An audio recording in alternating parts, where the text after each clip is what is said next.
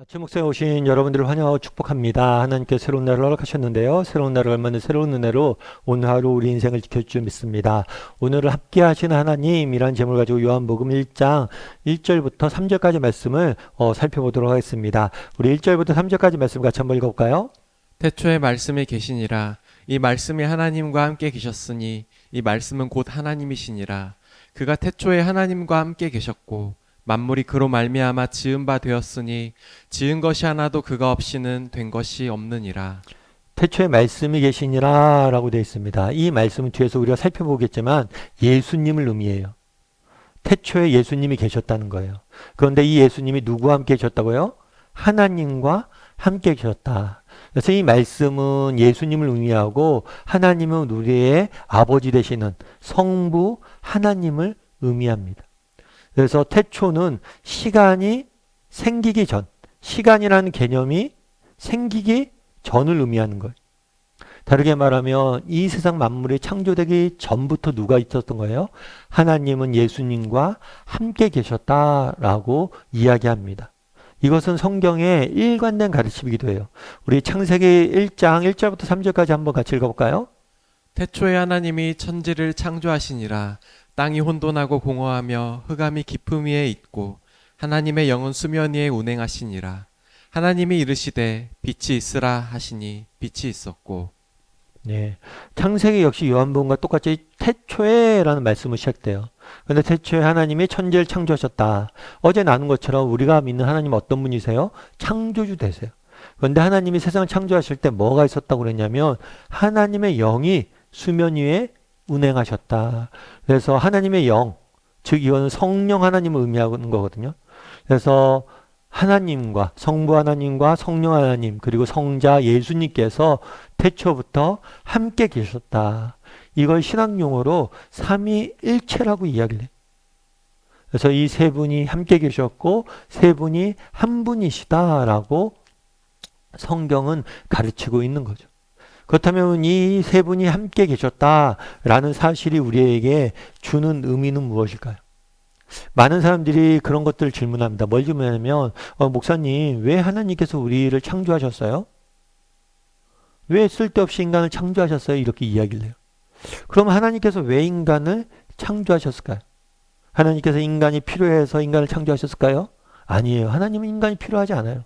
왜요? 하나님은 외롭지 않으세요.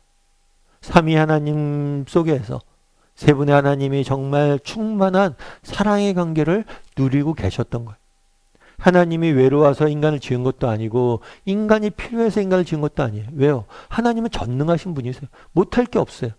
그럼 인간에게 무슨 도움받을 게 뭐가 있겠어요?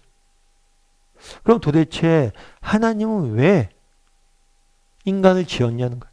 오늘 본문에 보면 이렇게 되어 있죠. 세 분의 하나님이 함께 계셨다. 이 함께라는 단어에 뭐예요? 그 비밀이 있어요.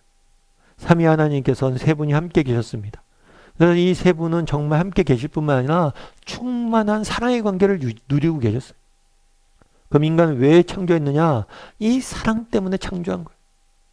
자신들이 누린 그 충만한 사랑의 관계를 뭐예요? 인간이 더 많이 누리게 하기, 인간도 함께 누리게 하기 위해서.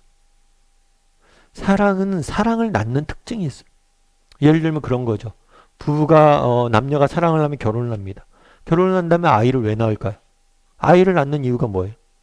아이가 필요해서 나중에 내가 늙으면 아이가 날 이제 봉양해야 되니까 돌봐야 되니까 그럼 아이 낳을 필요 없어요. 차라리 노후 자금을 비축해 두는 게 훨씬 더 유리합니다.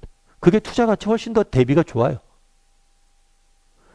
아이를 낳는 게 필요해서 낳는 게 아니에요. 그럼 외로워서 부부 사이의 관계가 뭐 부족해서 아이를 낳나요? 아니에요. 정말 부부가 아이를 낳는 이유는 뭐냐면 두 부부가 사랑하기 때문이에요.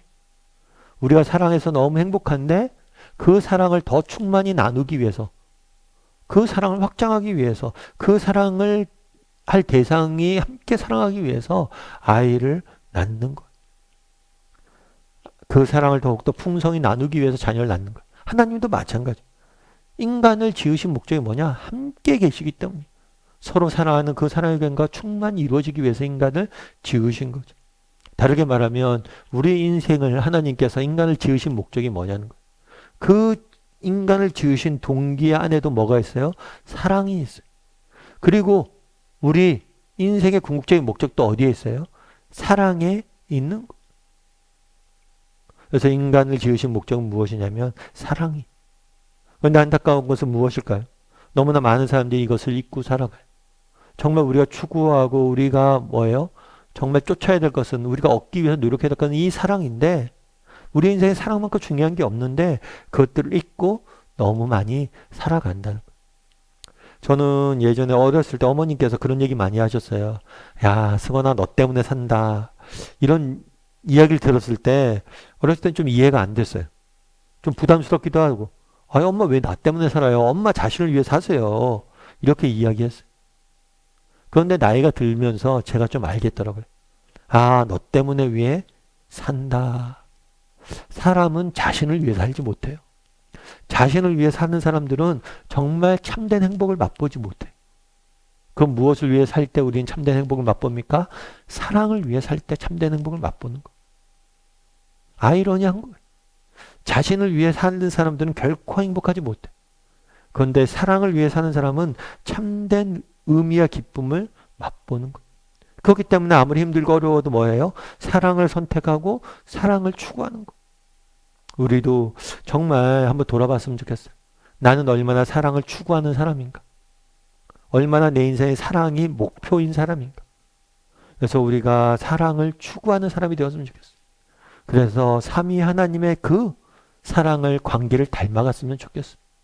그래서 오늘 하루 좀 사랑을 추구하는 사람이 되었으면 좋겠습니다. 오늘 하루 좀 더 하나님을 사랑하고 좀 더 이웃을 사랑하기 위해서 노력할 줄 아는 저나 여러분이 되기를 주님의 이름으로 소원합니다.